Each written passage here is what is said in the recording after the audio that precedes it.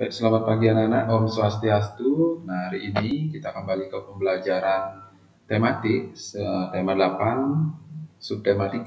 Mohon maaf ini salah ketik ya, subtema 2. Jadi di pembelajaran ini, subtema 3 di tema 8 ini, Pak Guru akan memberikan materi, yaitu tematik muatan PKN. Ya, jadi muatan PKN, nah di sini ada tujuan pembelajaran yang seperti biasa kita lakukan, yaitu setelah anak-anak mempelajari modul atau materi yang kalian baca ini sebentar, anak-anak bisa mengidentifikasi hak warga negara terhadap lingkungan. Jadi, mengidentifikasi itu artinya mencari tahu, mencari informasi mengenai hak warga negara terhadap lingkungannya. Jadi, itu yang pertama. Yang kedua, anak-anak bisa menganalisis, artinya mampu menganalisis hak warga negara terhadap lingkungan dengan benar. Menganalisis itu maksudnya mencari tahu apa sih hak-hak warga negara terhadap lingkungannya itu apa saja. Itu anak-anak bisa nanti dapatkan di sini. Kemudian yang ketiga, anak-anak mampu menunjukkan sikap mandiri. Jadi sikap mandiri dan tanggung jawab itu anak-anak sudah biasa lakukan. Nah, setiap hari termasuk sekarang. Anak dalam mengerjakan tugas, sikap mandirinya apa? Mungkin melaporkan hasil pekerjaannya, mengirimkan hasil tugasnya, itu adalah bentuk dari sikap tanggung jawab dan mandiri. Kayak tugas kemarin misalnya IPA tentang gerhana, ada yang sudah mengirimkan dan masih banyak yang belum mengirimkan. Jadi segera nanti setelah menyelesaikan ini anak-anak bisa mengirimkan tugasnya seperti itu. Jadi pembelajaran sebelumnya anak-anak ya di sini anak-anak sudah pernah membahas mengenai tanggung jawab dan hak sebagai warga negara. Nah, nanti ada di pembelajaran 8 ini, tema 8 ini anak-anak akan membaca atau membahas mengenai hak masyarakat terhadap lingkungan alam, itu yang pertama. Yang kedua adalah hak asasi manusia yang dimiliki warga negara Indonesia, itu anak-anak bisa pahami di sini ya. Nah, yang tentang hak warga negara terhadap lingkungan alam itu ada beberapa contoh di sini. Salah satunya memperoleh udara yang bersih. Jadi itu adalah hak kita sebagai warga negara terhadap lingkungan alam. Jadi hak mendapat udara yang bersih, menikmati lingkungan sehat dan lain sebagainya adalah salah satu hak terhadap lingkungan alam. Begitupun hak asasi manusia, ini ada beberapa pasal yang mengatur anak-anak. Jadi hak negara memberikan perlindungan kepada warga negaranya, atau kita disebut dengan hak asasi manusia, itu ada beberapa pasal. Yang pertama ada pasal 28A, 28B, pasal 28C. Nah, terjemahan dari pasal-pasal ini anak-anak bisa lihat di sini. Di setiap bacaan yang ada di bawahnya. Yang pertama ada hak asasi manusia. Pasal 28D ada 4, terus 28E ada 3, dan 28F serta sampai dengan 28J. Nah, sampai di sini ya. Itu mengatur mengenai pasal-pasal tentang hak asasi manusia.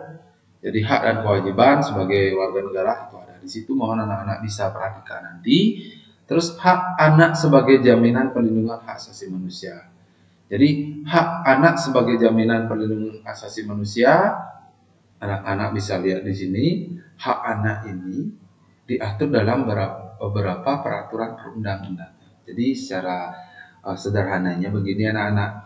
Jadi anak-anak itu mempunyai hak yang diatur dalam undang-undang, dalam hukum negara kita seperti itu. Peraturan perundang-undangan tentang hak anak itu diatur dalam Undang-Undang Nomor 39 Tahun 1999 tentang hak asasi manusia dan Undang-Undang Nomor 23 Tahun 2002 tentang perlindungan anak.